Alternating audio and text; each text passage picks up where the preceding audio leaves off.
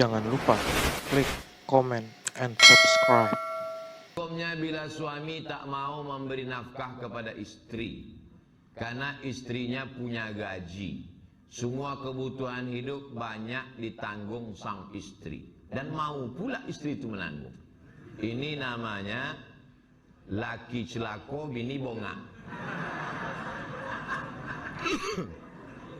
Entah karena cinta, entah karena bodoh.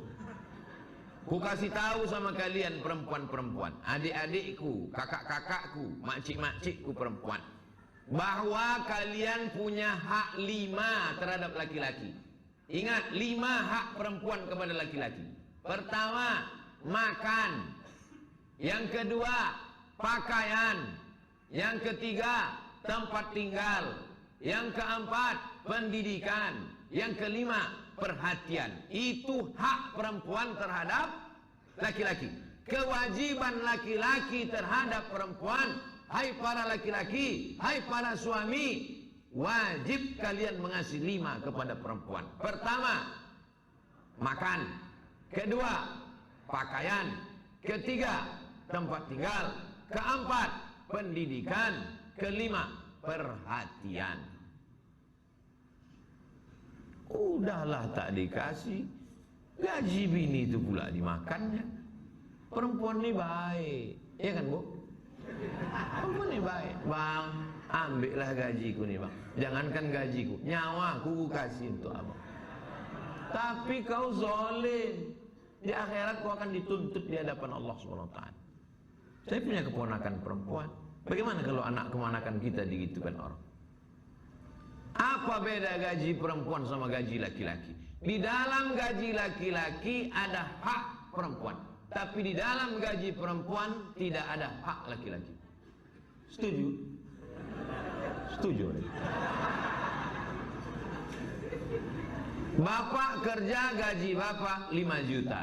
Ibu kerja gaji ibu 5 juta. Sama-sama 5 juta. Apa bedanya? Di dalam gaji bapak ada nafkah untuk ibu, tapi dalam gaji ibu bulat, tak ada hak siapapun. Pilih dia. Sebelum nikah dia udah PNS, dia sudah kerja, dia pengusaha, duit dia. Makanya mereka boleh berzakat ke suaminya. Perempuan boleh berzakat ke suami, tapi suami tak boleh berzakat ke istri, karena dia wajib menafkahi. Bang, gajiku banyak, ku tengok kau masuk 8 asnaf fakir miskin, ini zakat. Boleh, boleh dia berzakat. Jelas? Ini laki-laki ini zalim. Zalim. Ittaqu zulma, jangan kalian zalim. Fa inna zulma zulumatun yaumal qiyamah. Perempuan ini tak akan melawan. Tak akan melawan. Sampai mati dia akan menanggung makan laki, makan bini, dan kau neraka jahanam tempat kau lagi. Taubatlah laki-laki yang mau makan duit bini. Taubat Allah. Masalah seorang suami yang tidak bisa beri nafkah batin. Nasihat kepada Anda dulu. Saya tidak bicara nasihat Anda secara pribadi. Anda butuh seorang pria yang normal, yang bisa memenuhi kebutuhan pribadi Anda. Maka berlanjutnya Anda dengan suami bukan sesuatu yang maslahah, karena sampai kejadian Anda dengan laki-laki lain. Dan takutlah kepada Allah. Na'udzubillah. Na'udzubillah. Na'udzubillah. Maka kami himbau kepada siapapun yang punya kasus yang serupa, jika ada seorang wanita menemukan suaminya tidak bisa memenuhi urusan batinnya, bukan tidak memenuhi, sama sekali tidak bisa memenuhi urusan batinnya, maka pilihannya 2. Anda bertahan dengan kesabaran dan Anda pastikan Anda tidak akan melakukan keharaman, zina atau muqaddimah zina. Atau Anda berhak untuk minta cerai demi untuk mendapatkan yang halal, menikah dengan yang lainnya. Termasuk diizinkan dalam syariat jika seorang wanita tidak mendapatkan kebutuhan batinnya pribadinya. Sebab ini masalah besar bagi sebagian orang yang, mohon maaf, yang normal dengan syahwat yang datang berkala setiap minggu atau setiap hari atau apa. Ini berbahaya. Memang ada sebagian wanita yang tidak pernah berpikir kepada hal yang demikian itu karena kesibukannya dan lainnya, tapi ada sebagian wanita yang membutuhkan. Maka bagi siapapun yang diuji dengan kasus serupa, jika Anda merasa perlu, butuh, maka ingat, takutlah kepada Allah atau Anda minta cerai demi untuk mendapatkan yang halal. Tidak boleh seperti itu terus. Ya, ujung-ujungnya adalah masuk ke haraman. Na'udzubillah. Tapi kalau Anda tetap bertahan karena Anda mungkin termasuk orang yang bisa menahan dan tidak mendesak bagi Anda, maka sah-sah saja Anda bisa dengan suami tersebut. Kemudian nasihat bagi suami yang punya kasus serupa. Masalah jawaban fikihnya tentang tadi sah gampang itu. Nasihat untuk suami yang punya kasus serupa yang tidak bisa memberikan kepada istrinya yang semestinya. Yang pertama, usahalah semaksimal mungkin, karena usaha Anda itu ada nilai di mata seorang istri. Yang menjadi masalah besar adalah ada seorang laki-laki punya masalah seperti itu, nggak pernah mau berusaha. Diajak konsultasi kepada ahlinya tidak mengamun. Ini adalah dia menyiksa, dia kurang ajar dia. Mau tahu dirinya punya kelemahan, nggak mau diajak berusaha. Kemudian, jika seandainya dia belum bisa menyenangkan pasangannya dengan yang semestinya, akan tapi dia hendaknya bisa menyenangkan pasangannya dengan yang lainnya, misalnya dengan mohon maaf, ini kami sampaikan, ya dengan mohon maaf, cumbuan, dengan rayuan, dengan tangannya, dengan macam-macam. Jangan sampai tidak ada upaya untuk menyenangkan pasangannya, karena istri adalah wanita normal. Jangan sampai nyentuh juga tidak, gara-gara dianya tidak bisa melayani istrinya, nggak nyentuh, nggak ini menyiksa. Paling enggak dia berusaha, itu adalah istrinya.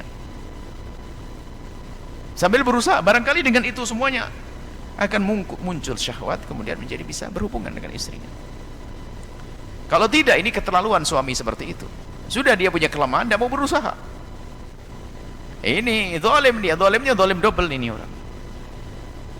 Baik, kalau dia berusaha dan berusaha, ini sudah dia melaksanakan kewajibannya. Pun demikian bagi seorang istri, dia berhak untuk minta pisah kalau seandainya memang betul sang suami tidak bisa memberikan dari situ. Kemudian, jadi apa yang Anda lakukan? Kalau Anda ingin mengarah kepada perceraian, sah-sah saja, karena memang kebutuhan pribadi Anda. Tapi kami ingatkan, karena Anda punya pengalaman pahit, buruk, kelam dengan laki-laki, maka hendaknya Anda harus berpikir tentang pernikahan setelah itu. Dan ingatlah kepada Allah, jangan masuk wilayah zina lagi. Yang lalu biar berlalu, Allah Maha Pengampun. Akan tapi ingat, dosa akan menarik kepada dosa yang lainnya. Na'udzubillah. Segera tobat, tobat, tobat, tobat. Ya, seharusnya yang Anda tekankan di sisi ini, bukan di sisi masalah bagaimana perceraian. Sisi ini, menyesal kepada Allah, tobat, menangis, menyesal, menangis, menyesal. Kemudian setelah Anda berpisah nanti, segeralah mencari pasangan yang halal, mencari laki-laki yang halal yang bisa memenuhi kebutuhan Anda. Apa yang Anda lakukan saat ini adalah sah mengajukan perceraian karena keadaannya semacam itu. Kalau tidak, nak khawatir Anda terjerumus lagi, na'udzubillah, murka Allah, takutlah. Kemudian apa yang diberikan oleh sang suami kepada Anda sah-sah saja, karena Anda belum terceraikan. Sah-sah saja, asalkan suami merelakan itu semuanya. Anda terima sebagai pemberian yang baik, yang halal dari suami, sampai terjadi perceraian. Semoga Allah menjaga semuanya, memberi segala kebaikan. Yang diberi uji dengan sakit semacam ini, semoga segera diberi kesembuhan.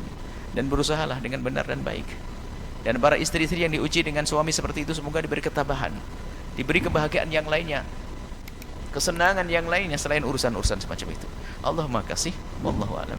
Bagaimana sikap suami atau bagaimana menyikapi suami yang tidak memberi nafkah? Bukankah nafkah lahir dan batin wajib hukumnya bagi suami? Subhanallah. Para bapak dan para orang tua, ajarkan kepada anak-anak kita ketika mereka menikah bahwa kewajiban memberikan nafkah itu kewajiban suami.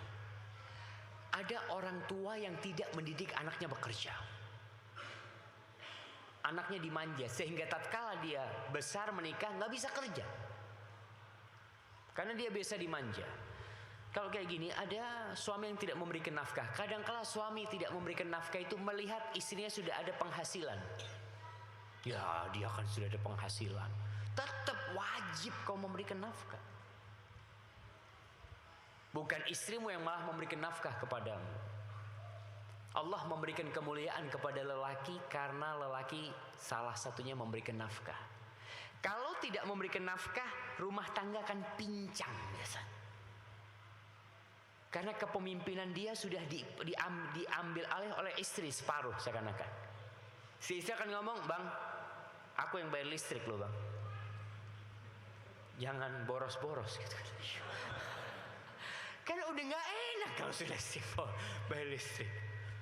Mobil nanti kalau udah datang mandikan ya.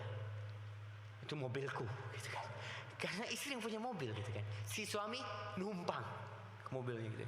Kadang-kadang sudah mulai pincang, tapi istri yang soleh tidak, dia akan tetap menghargai suaminya. Walaupun mungkin ada suami yang bukan malas bekerja, tapi memang penghasilannya sedikit, ya pas-pasan. Tetap dihargai karena kewajiban istri bersyukur dan menghargai suaminya.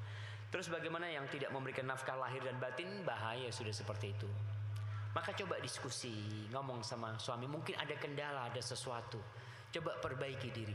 Ada suami-suami yang tidak mau mendatangin istrinya, tidak memberikan nafkah batin kepada istrinya.